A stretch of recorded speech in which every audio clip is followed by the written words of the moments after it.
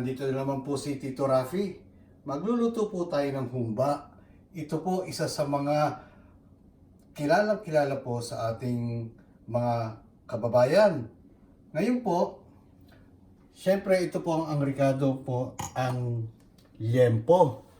Ang hiwa po, kung tawagin ay mga 2 inches or kwadrado.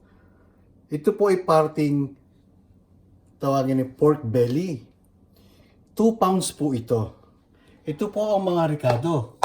Una-una po, 1 cup of oil.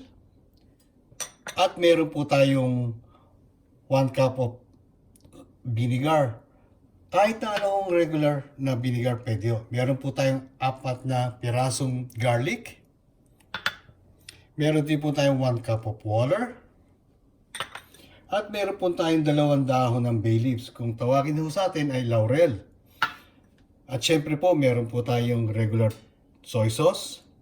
At meron po tayong 1 teaspoon of oyster sauce. At meron po tayong kalahating sibuyas po. At nakikita nyo po, ito po yung green onions.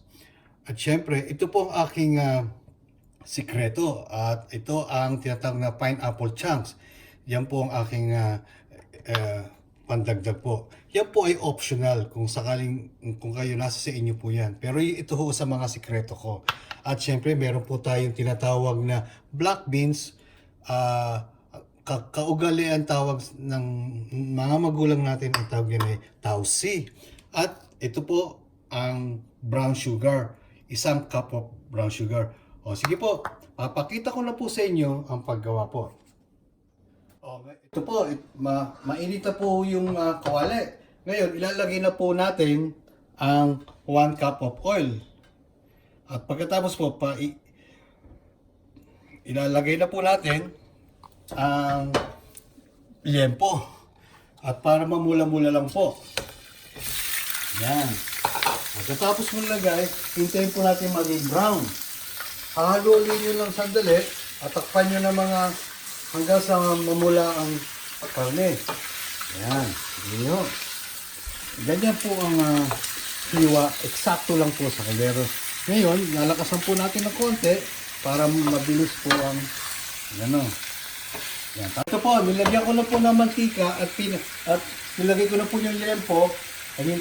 Hihintayin po natin maging brown. Yan.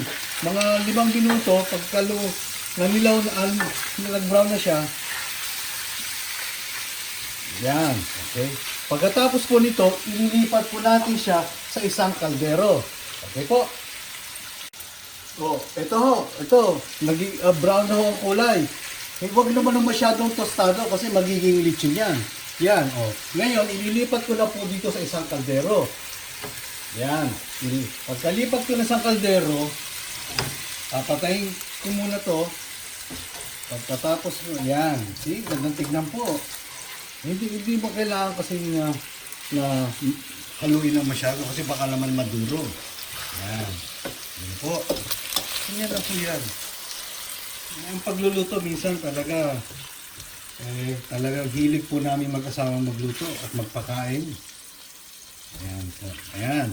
Sina po natin. Ngayon yung natitirang yung mantika, ibubuhos din po natin sa kabilang kabe. Yan. See? Yung tingnan. Ito po. Pagkatapos po,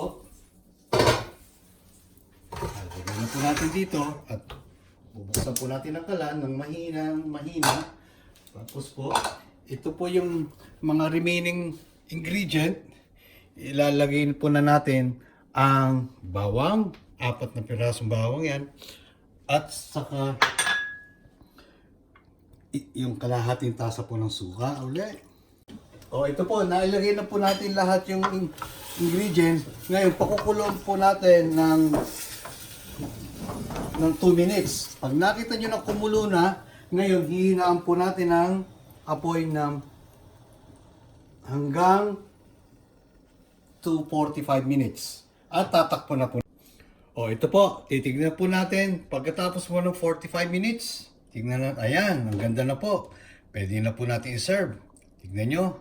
At haluin natin po ng konti. Tignan natin kung papatayin na po natin. Tingnan po natin. Ayan, tignan nyo. Oh. Yan po ang humba. Okay. Marami pong salamat. Huwag niyo pong kakalimutan mag-subscribe sa ating YouTube channel, Mga Lutong Pinoy. Marami pong salamat.